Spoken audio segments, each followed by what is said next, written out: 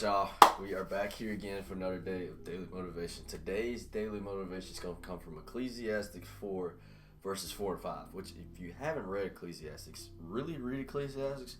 But like, when you fully understand it, it's like next level, like type of understanding. Like in the faith, like you will see growth.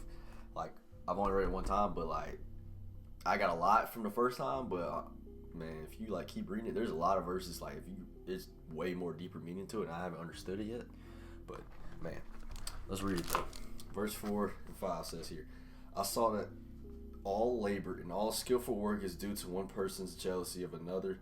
This too is futile and a pursuit of the wind. Verse 5 says, the fool folds his arms and consumes his own flesh. Alright, so right here is talking about, it's majority targeting work. Like, what is our values when we work? Are we working to better ourselves, or are you working to compete against another person? And that's where that envy comes in. You remember that's one of the fleshly desires we talked about in Galatians? That's where the envy comes into play. All right, so that's why we got to make sure you got the right mindset and a heart, like what you're doing in your job and stuff like that. And you're just not doing it just to glorify, money, right? And you're glorifying God through this, right? Through yourself, like you're gaining trust in yourself, but you're glorifying God through this process, right? And that was the first thing that stuck out to me. It says all skillful work is due to one person's jealousy of another, and that's what it is. Like this work enforcement, it basically enforces you to be jealous of another person, right? And what in the work we do.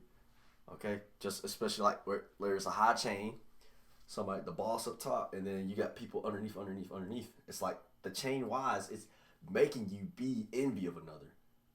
That's why it's so big to don't point this stuff out, right? This like the fleshly desires and the fruits of the spirits. This is why it's so important to read about this stuff, understand what it is, and you can start to see how it works in this world, right? How the enemy tries to get you to think in that way. He wants you to be envy of that person, stuff like that. But we can't do that, right? Because we know how good our God is, right? And we know his principles and his rules and the stuff that he has told us of what we have to do about these situations. We still have to love one another, regardless of where they stand in life. Everybody's the same. Y'all, we are all the same. It don't matter what chain they are, no matter what they are. There's no point of being jealous of them. We are the same. Right, we all made in the image and likeness of God. Right? Genesis 1, 26 and 27. Okay?